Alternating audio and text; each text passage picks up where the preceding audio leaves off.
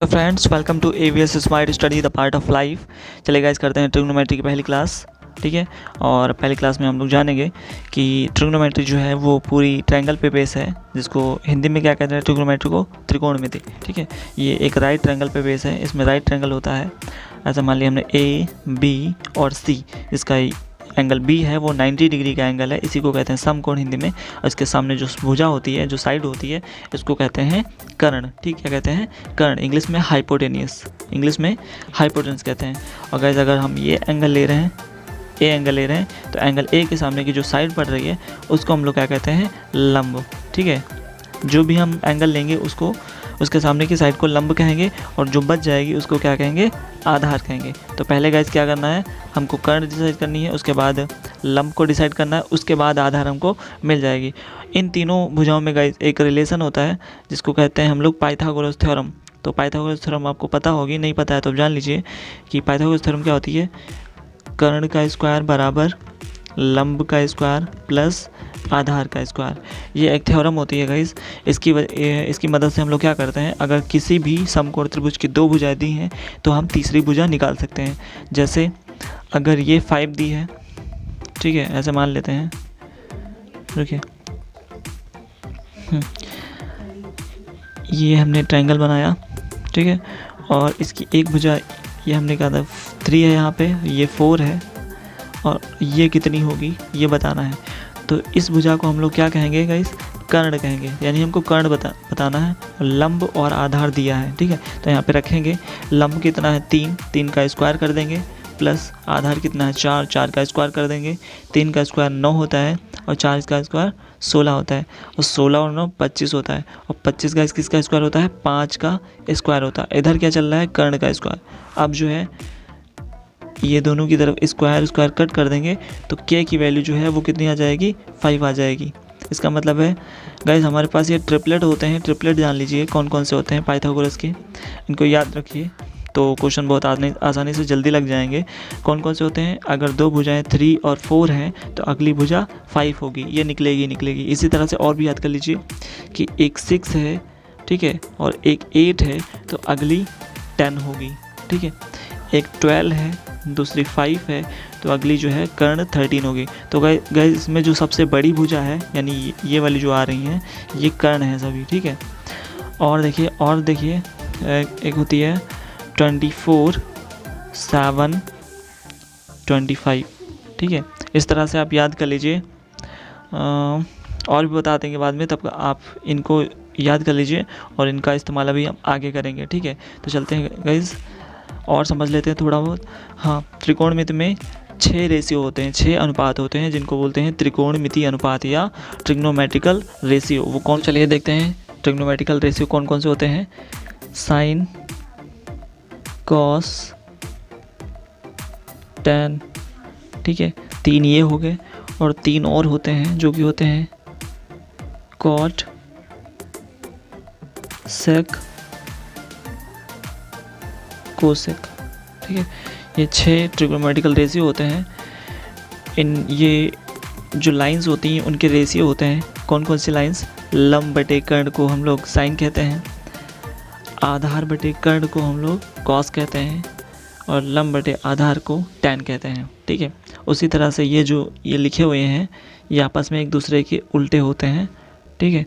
Sign का उल्टा cosec, cos का उल्टा सेक, ठीक है, और टैन का उल्टा कॉट होता है। तो उल्टा का मतलब होता है इसकी वैल्यू जाएगी आधार बटे लंब, इसकी वैल्यू जाएगी कर्ण बटे लंब, कर्ण बटे आधार, और इसकी वैल्यू क्या हो जाएगी?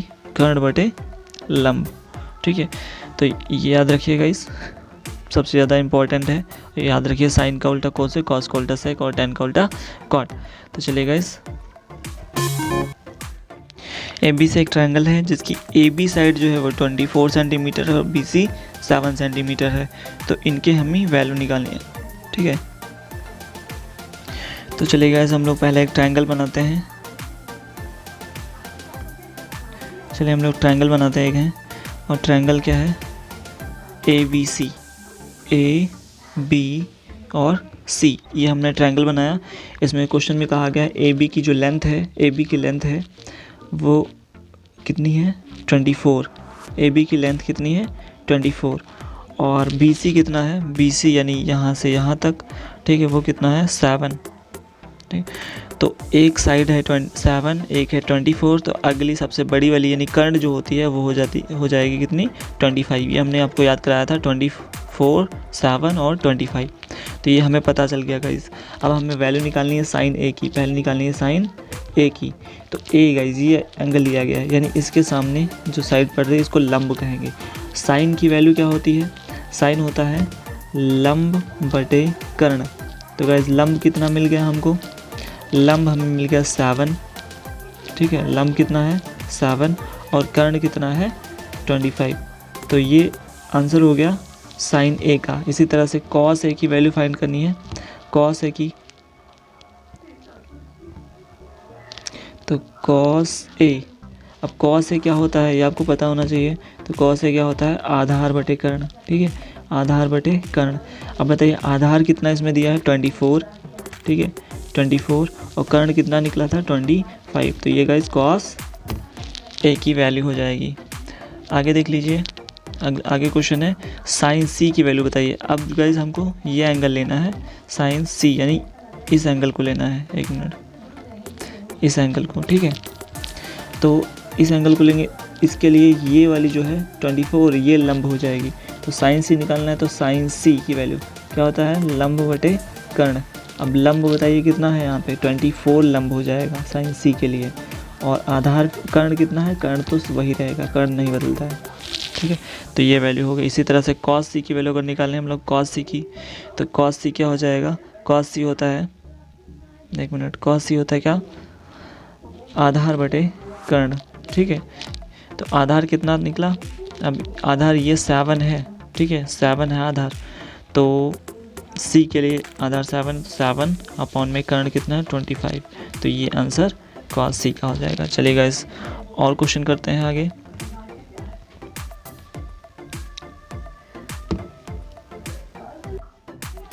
चलिए गाइस अगला क्वेश्चन देखते हैं जो दिया हुआ है आकृति में, इस आकृति में tan p minus cot r की वैल्यू बताइए, ठीक है।